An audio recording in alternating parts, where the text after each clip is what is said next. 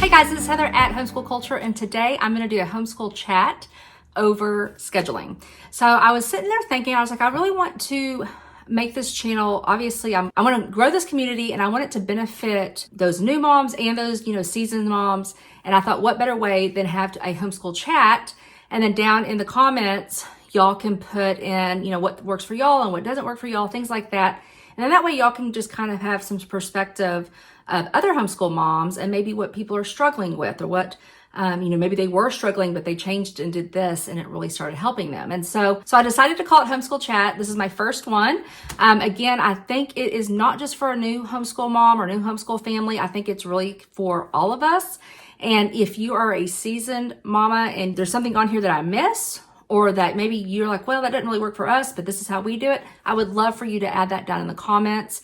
If you're a new homeschool mom and you have questions, you want some help, then also please put that down in the comments.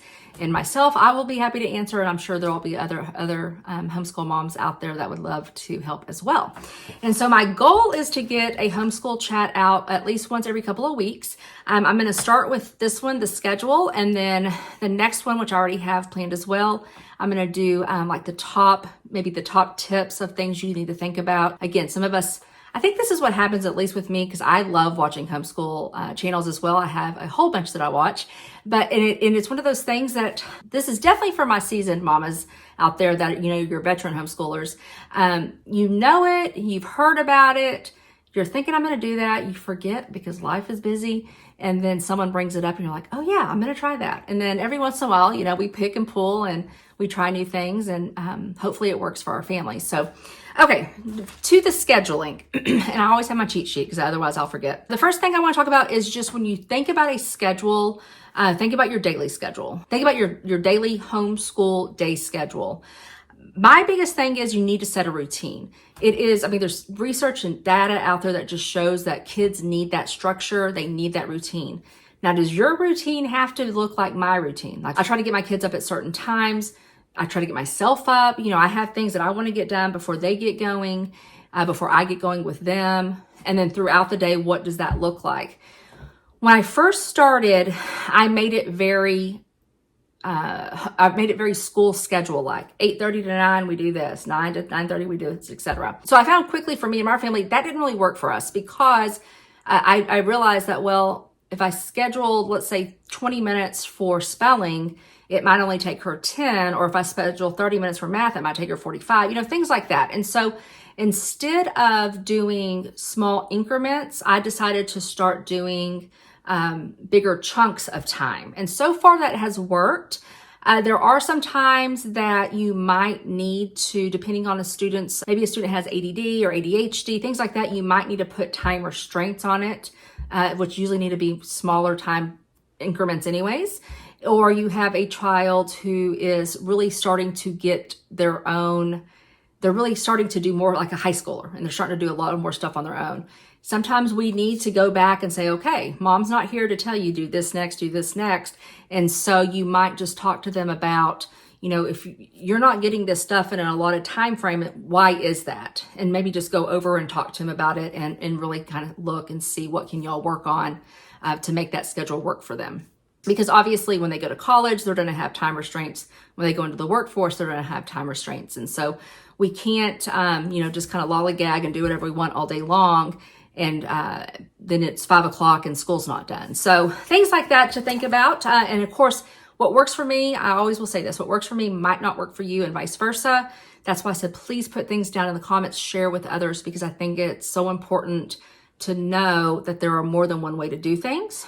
And then sometimes, again, I learned so much from people's comments, and I learned so much from other homeschool moms that I just talked to out in public, things like that. And so I would love for this community to be that. So if you can put those things down below, I would appreciate it. So I already said this, it doesn't have to be like school, but if that works for you, then do that. This is another thing. It will change. It will change with the seasons. If you have, let's say you get pregnant and you have a newborn, or you have, you're working with maybe a 5 or 6 year old going into homeschool and you had toddlers, And then 5 years later, you're working with, older elementary age kids and then into high school, et cetera. It's going to change. And so just know that what worked in the beginning might have to be tweaked and, rearranged and things like that because of just the seasons of life, circumstances, et cetera. Okay, the next thing is semesters, trimesters, doing things monthly. When I first, again, I was a prior high school teacher and counselor. So when I first went into it, I was like, okay, we're going to do 36 weeks and we're going to I broke it into 3 semesters. I did trimesters, which I actually do like. And I was very rigorous about, putting that on everything or whatever. But then as I kind of just got in my own rhythm of doing things, that changed because I don't really look at semesters or trimesters or monthly as a whole collective anymore. I do it more so within, like if I'm doing science, if I'm doing different unit studies within science, I'm going to try to see, okay, I want to get these things covered this year. How can I break those down evenly if they need to be evenly or, whatever. And so that's kind of how I look at it. But if it keeps you on task better to do it like 2 semesters or 3 trimesters or whatever, then again, just do it that way. But especially things like, so how did I do it? So I really focused on trimesters whenever I was doing artist study, poet study. Like I would do, some years I did like just 3. So I did 1 each 12 weeks because I did 36 weeks. I've done them where I've done them monthly. And then for science and also for geography, just depending. So depending on how I'm working with it, like we're going into South America next year and I'm trying to figure out how do I want to split all of that up kind of evenly throughout. Okay, so when you're thinking of your yearly schedule, always refer to your state laws because you obviously want to be in compliance with any type of state law. I would love to know that. If there's anybody that's in a state that is you have to start here and end here, I would love to know that down below if you can put what state you're in. But I know here in Texas, we don't. And so there was a time where we started in January and we ended in November and we took December off.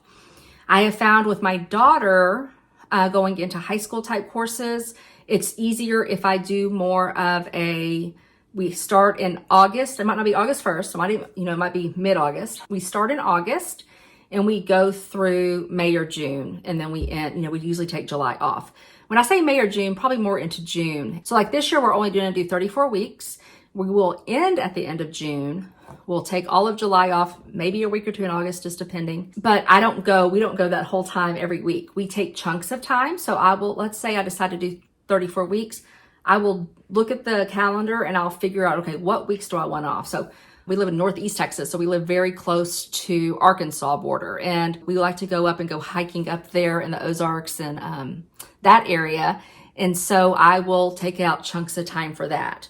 Or I'm a person that I like 4 weeks on, 1 week off. That is my groove because it gives me time. Y'all can see all these books and all that behind me. I love buying books. Most of these books I bought, a lot of them have been used, things like that. But I also like to utilize the library.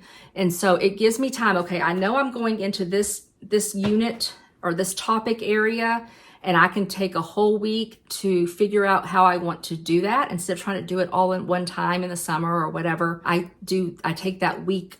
So when I go 4 weeks on and I take that 1 week off, that is my 1 week to plan for the next 4 weeks. Why I like that also is because I try, not always, not always, but I try to choose topic areas that are of interest to my kids. So that is why sometimes I will go in and I will pick out a topic for, this grade level science.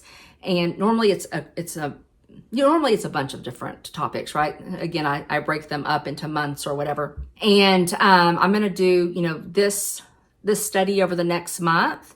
And so I want to collect all those books. I want to do all that. I want to get everything I can think of at the library. Is there anything from Teachers Pay Teachers? Is there anything from Pinterest? Is there any supplies I need? Anything like that, I can kind of get it all together, and it's my planning. Think of it like my planning time. And then but because interest, I've never actually called myself like student led or kid interest led or anything like that before. But I do, like right now, he's really, really into geology and rocks. And I've gone a lot longer in that than I meant to because I want to cover some other things in some other areas of science this year. And so I finally told him today, I was like, we're going to put this up, for a little bit. We'll get it back out, but let's move on to something else. But because he was so interested in it and liked it so much, we went over.